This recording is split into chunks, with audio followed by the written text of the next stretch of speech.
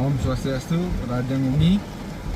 Niki titiang Dewa Agus masih di dalam mobil niki karena hujan.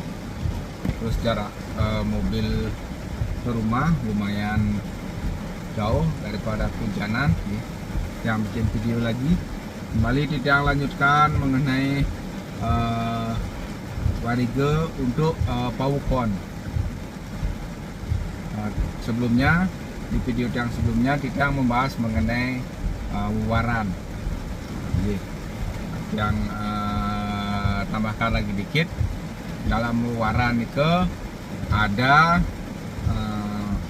yang namanya ingkel atau sering juga disebut ingkel jejepan. Jadi dia berdaur di Sabtewara.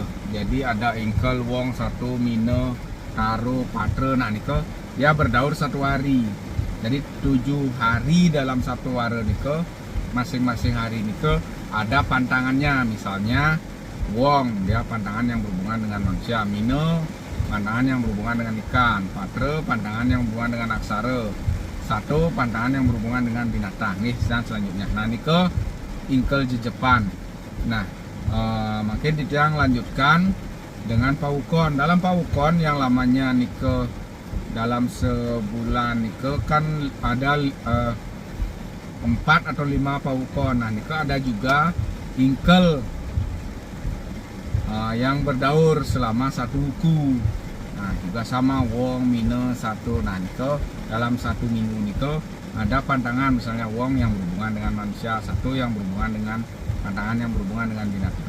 Ini kita lanjutkan mengenai pawukon. Jadi pawukon niki adalah suatu sistem warige atau satuan waktu kalender. Dia tidak berdasarkan peredaran benda-benda langit seperti matahari dan bulan. Jadi dia adalah perhitungannya matematis, nemu siklik atau nemu gelang. Jadi ada 30 wuku. Jadi dalam sebulan nike, jadi satu bulan wuku itu adalah 35 hari. Hitungannya adalah satu wuku adalah 7 hari. Nah selama 1 bulan wuku itu ada 5 wuku. Jadi 5 kali 7 35, sehingga 1 bulan itu adalah 35. Dan 6 bulan wuku adalah 35 dikalikan 6 itu adalah 210. Dan 1 tahun wuku 210 dikali 2 sehingga dapat 420. Nah nike kalau pawukon. Jadi 30 wuku itu dimulai dari Sinte, Landap, Ukir, Kulantir, Tolu, Gumbrag, Warige, Warigadian, Julungwangi, Sungsang, Dungulan, Kuningan, Langkir, Mendangsia, Pujut, Pang, Turut, Merakih, Tambir, Medangkungan, Matal, Uye, Menail, Perang Bakat, Bale, Ugu, Wayang, Kelau, Dukut, dan terakhir Watu Gunung.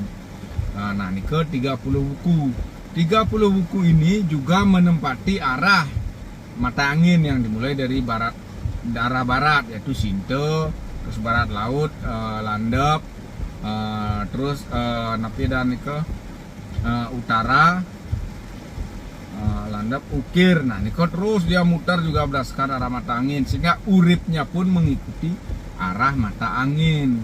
Sementara untuk padewasan dari pawukon niki menurut lontar warige dewasa, yaitu Sinte, Ayu, terus Landap, Ale, demikian seterusnya. Itu bisa dibaca di lontar tersebut. Untuk pendewasaan masing-masing wuku. Masing-masing wuku itu punya pendewasaan masing-masing. Apakah dia Ayu, Ale, nah nike ada nike. Yang tidak usah bacakan, tinggal baca. Misalnya Sinte, Ayu, Landap, Ale, Ukir, Ayu. Nah itu ada nike di lontar warige dewasa. Nih kita lanjutkan lagi. Dalam sistem pawukon niki, jadi semuanya nike tidak memperhatikan benda langit, sehingga dia tidak ada istilah nanti pengerepeting, ada yang disisipkan atau ngunelatri, itu tidak ada. Karena dia selalu berdaur pasti dan tepat nike. Jadi tidak ada yang nanti misalnya ada rerainan berdasarkan wuku, dia jatuhnya di tanggal yang berbeda. Tidak, dia di hari yang berbeda. Dia selalu harinya sama. Misalnya Galungan, dia selalu jatuhnya di Bude Klion Lumulan. Nah, karena wuku niki berdasarkan hitungan matematik. Nah, untuk mitologi wuku sendiri, seperti kita ketahui bersama, kita mengenal mitologi Watu Gunung. Jadi, jangan ceritakan sedikit. Ketika di suatu kerajaan yang bernama Kerajaan Kundadwipa, ada raja yang bernama Kulagiri. Nah, dia mempunyai istri pertama bernama Dewi Sintakase dan istri kedua bernama Dewi Sanjiwartya. Nah, suatu hari sang raja memiliki keinginan untuk bertapa di Gunung Semeru. Akhirnya berangkatlah dia meninggalkan kedua istrinya. Dan ternyata Dewi Sintakase sudah mengandung. Sehingga dia sangat sedih, dia berkeinginan menyusul suaminya ke Gunung Semeru. Akhirnya mereka berdua menyusul Dangyang Kulagiri ke Gunung Semeru. Dan di perjalanan tiba-tiba Dewi Sintakase berkeinginan melahirkan. Dan atas restu dari Betara Brahma, lahirlah sang anak itu di atas batu datar. Ketika lahir, anak itu jatuh dan menimpa batu itu, dan batu itu terbelah menjadi dua. Sehingga sang anak dinamai Sang Watu Gunung. Watu Gunung, Sang Watu Gunung. Atas berkat Betara Brahma, akhirnya sang anak tersebut sangatlah sakti. Dia tidak bisa dibunuh oleh manusia, detya, dewa, raksasa, dainawa, apapun tidak bisa membunuh sang Watu Gunung ini.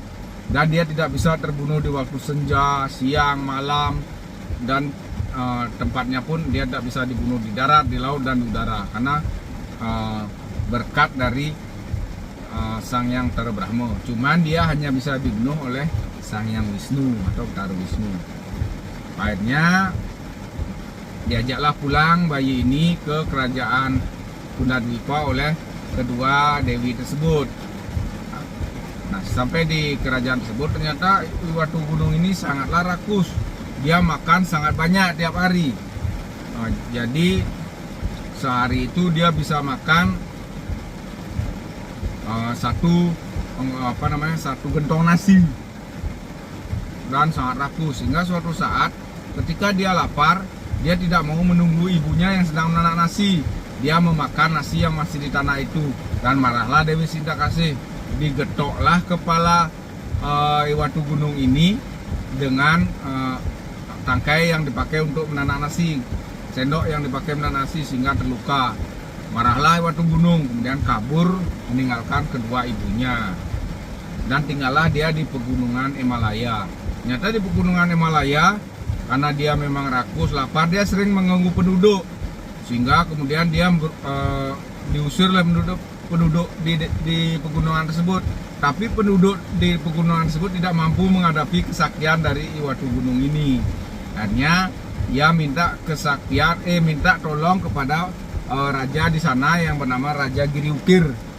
Nah, ternyata raja ini menantang berkelahi Watu Gunung dengan pasukannya. Akhirnya ia bertempur selama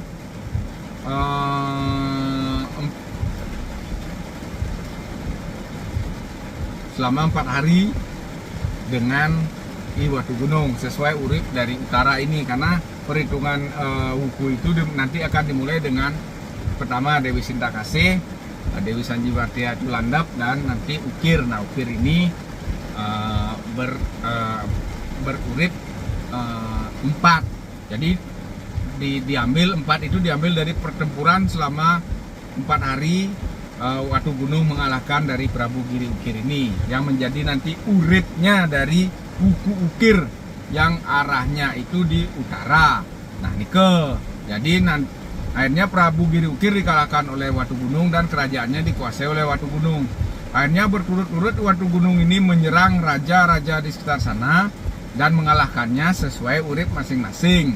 Nah, nanti uripnya lamanya pertempuran itu menjadi urip dari wuku yang berasal dari nama raja-raja tersebut, yang dimulai dari kedua ibunya, yaitu Dewi Sintakase dan Dewi Sanjiwati ini. Dan yang terakhir dikalahkan adalah ibunya sendiri, yaitu di kerajaan Kunda Dwipa ini.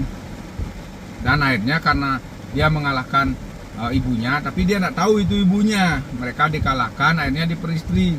Nah, ketika suatu hari, ketika mereka sedang berkasih-kasihan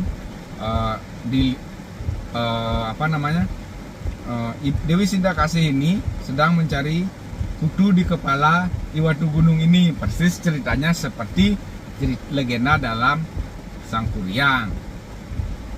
Nah, ditemukanlah ada bekas luka. Kagetlah Dewi Sintakasih, oh ini anakku, ternyata ada hubungan terlarang. Nah, seperti itu. Dan sampai Swarga Loka itu pun bergetar. Akhirnya Dewa Siwa memerintahkan untuk Sang Hyang Narada mencari tahu kenapa bisa dunia ini mengalami ada getaran gitu. Ternyata ada hubungan terlarang dari sang ibu dan sang anak. Akhirnya Tara Narada turun ke dunia dan memberitahu Dewi Sintakasih. Kemudian memberi petunjuk cara mengalahkan Watu Gunung. Hanya Dewi Sintakasih pun mengatakan kepada Watu Gunung bahwa dia mengidam, dan dia mengidamkan istrinya dari Batara Wisnu. Akhirnya Watu Gunung ini menembus bumi mencari Sang Hyang Wisnu, mengatakan bahwa dia akan mengambil istrinya. Malah Sang Hyang Wisnu, dan terjadilah pertempuran sehingga kalahlah Iwatu Gunung.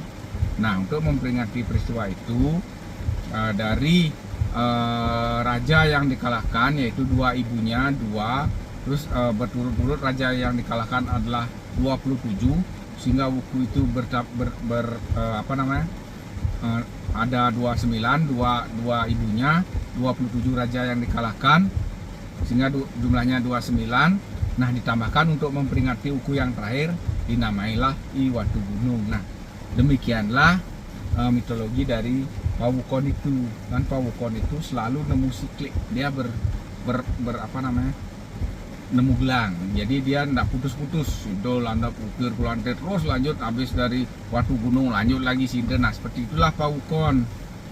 Dan dalam Pawukon itu seperti kita ketahui ada wewaran. Nah, ada wewaran di sana, di mana dimasukkan wewaran, misalnya wewaran Eko Ware ngarang luang, berarti dia ada luang hari ini, besok kosong. Nah, seperti ini. Terus kan dalam satu tahun wuku nike ada 420, jadi 420 misalnya Dwi Ware dimasukkan Ware menge pepet, jadi tiap hari nike, hari ini menge, besok pepet lagi 2 hari menge. Nah, seperti itu. 3 hari pun begitu, pasa beteng kajang, pasa beteng kajang, itu berulang dia terus. Nah, untuk Sadwara yaitu Tungle Aryang Urukung Tungle Aryang. Jadi Sadwara yaitu Sri Laba Jaya Manala. Nah, 420 dibagi 4 tidak bisa habis, dia ada sisa 2, maka disisipkanlah di wuku Dungulan itu Jaya 2 kali, sehingga ada Jaya berturut-turut 3 kali. Demikian pun Astawara kan tidak habis dibagi 8, sisa 2, maka di wuku Dungulan ada kala 2 kali ditambahin 1, berarti 3 ada kala. Nah, seperti itu, dia hanya ada kelebihan disisipkan di wuku Dungulan. Nah, itulah pendewasaan Pawuku.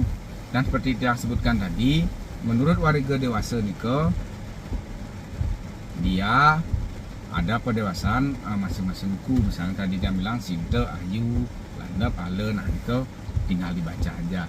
Jadi demikian pendewasan berdasarkan Pawukon. Di video selanjutnya kita akan membahas mengenai penanggal Paklong. Nggih, terakhir dengan Om Santi. Om Santi Santi Santi Om.